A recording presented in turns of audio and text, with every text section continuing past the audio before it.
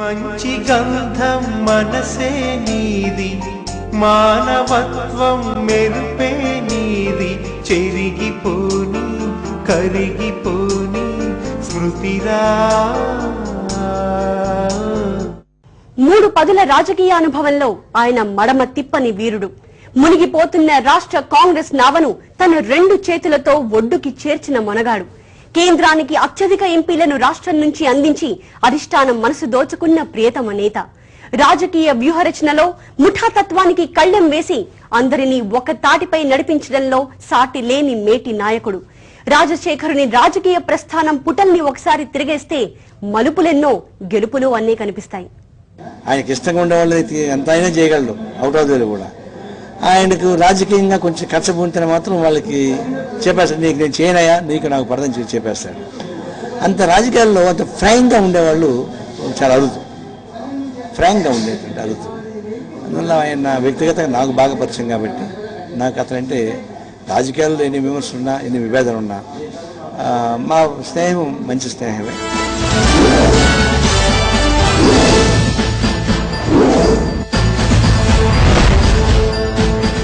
వైఎస్ఆర్ పేరు రాజకీయ పాఠాలు నేర్చేవారికి పెద్ద బాల శిక్ష. వైఎస్ఆర్ తీరు రాజకీయ ప్రత్యర్థులకు అశనిపాతం. ఆచరణ ఆయన ఆయుధం. నిరంతర కృషి సాధన ఆయన సిద్ధాంతం. విజయం వైపే చూపు, ఓటమి తెలియని గండర గండుడు.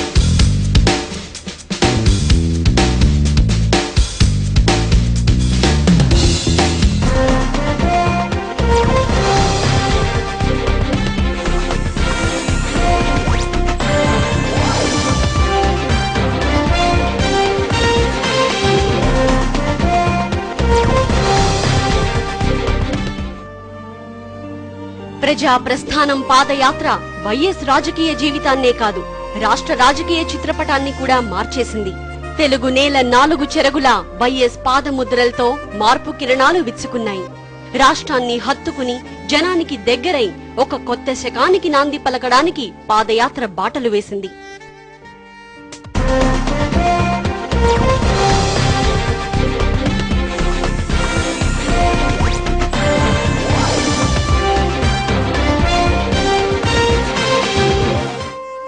గ్రామ గ్రామాన ఆ అలుపెరగని రాజకీయ పథికునికి స్వాగత నీరాజనాలే. మడమ తిప్పని వీరునిగా జనం గుండెల్లో ఆయన కొలువు తీరారు. యాత్ర మధ్యలో ఆయన ఆరోగ్యం దెబ్బతింది. కాని ఆయనలోని మొండితనం మొండికేసింది. పట్టుదల పైకి లేచింది. ఎవరి మాట వినలేదు. జ్వరం తీవ్రమైంది. రోడ్డు పక్కన ఒక టెంట్లోనే 4 రోజుల పాటు స్వయం చికిత్స. ఆ తర్వాత మళ్లీ యాత్ర మొదలు. రాష్ట్రంలోని ప్రాంతాలన్నింటినీ చిరునవ్వుతో పలకరిస్తూ 1600 కిలోమీటర్లు అవలీలగా చుట్టేశారు.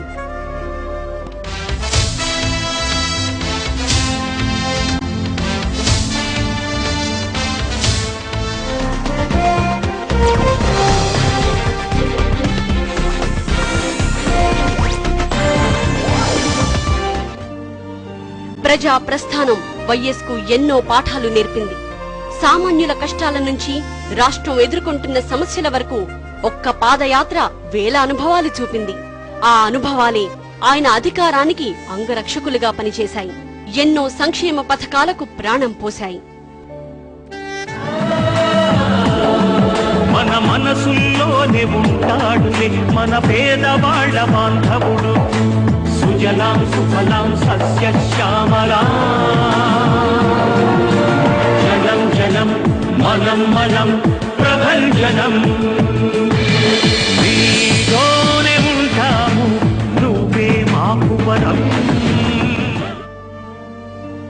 వైఎస్ సుదీర్ఘ రాజకీయ చరిత్రలో పాదయాత్ర ఒక పరిపక్వ శిఖర సన్నివేశం.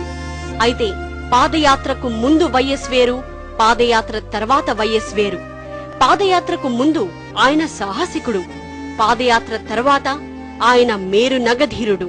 పాదయాత్ర ఆయన వ్యక్తిత్వానికి కొత్త వన్నెలద్దింది, గాంభీర్యాన్ని నేర్పింది, రాజకీయ హుందాతనానికి మారుపేరుగా ఆయన్ను తీర్చిదిద్దింది.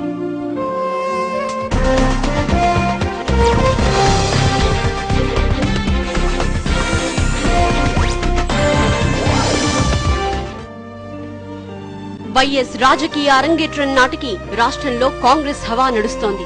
తొలిసారిగా వైఎస్ 1978లో పులివెందుల నుంచే అసెంబ్లీకి ఎన్నికయ్యారు. అప్పటి నుంచి ప్రత్యక్ష ఎన్నికల్లో ఆయనకు ఎదురులేదు. 1980లోనే ఆయన రాష్ట్ర మంత్రి అయ్యారు. 80 నుంచి 82 వరకు రాష్ట్ర గ్రామీణాభివృద్ధి శాఖ మంత్రిగా పనిచేశారు. ఆ తర్వాత ఒక ఏడాది పాటు విద్యాశాఖ మంత్రిగా పనిచేశారు.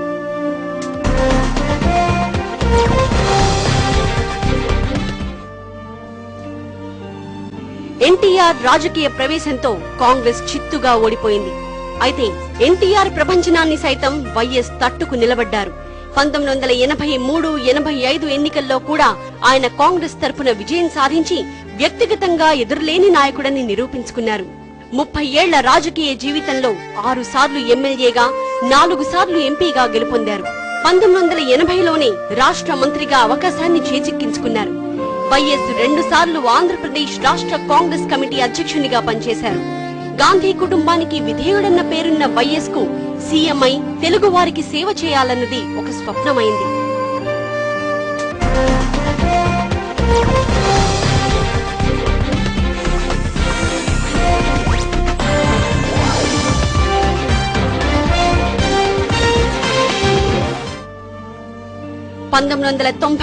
ఎన్నికలు వైఎస్ ను నిరాశపరిచాయి. ఆ ఎన్నికల్లో వైఎస్ఏ ముందుండి కాంగ్రెస్ పార్టీని నడిపించారు. ముఖ్యమంత్రి కావాలని కలలుగన్నారు. కానీ ప్రతిపక్ష నేతగా అసెంబ్లీలో అడుగుపెట్టారు.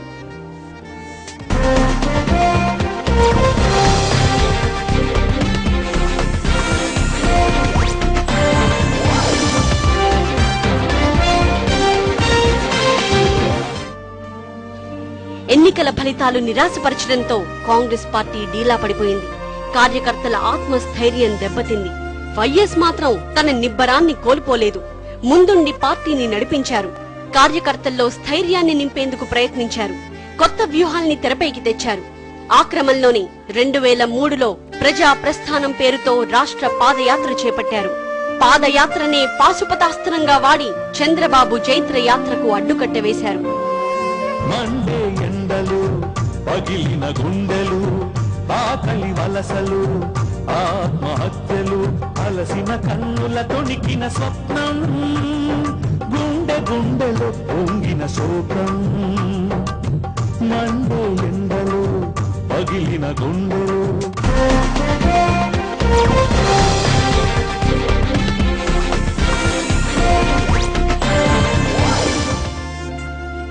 2004లో వైఎస్ 40,777 ఓట్ల మెజారిటీతో పులివెందుల నుంచి గెలిచి ముఖ్యమంత్రి అయ్యారు. పార్టీలో ముఠాల కుమ్ములాటలు, గ్రూప్ తగాదాల్ని ఓ దరికి తెచ్చారు వైఎస్. సీనియర్లను తన గుప్పిట్లో పెట్టుకోగలిగారు.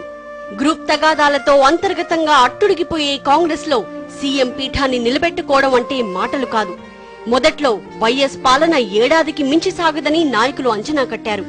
వారి అంచనాల్ని తలకిందులు చేస్తూ వైఎస్ 5 ఏళ్ల పాటు ఎదురులేని నాయకుడిగా పాలన కొనసాగించారు. ఆ 5 ఏళ్లలో ఆయనకు వ్యతిరేకంగా ఎన్నో కుట్రలు జరిగాయి. వాటన్నింటినీ తన వ్యూహాలతో తిప్పికొడుతూ శత్రువులకు చెక్ పెట్టారు. సీఎంలను మార్చే కాంగ్రెస్ సాంప్రదాయానికి వైఎస్ ఫుల్ స్టాప్ పెట్టారు.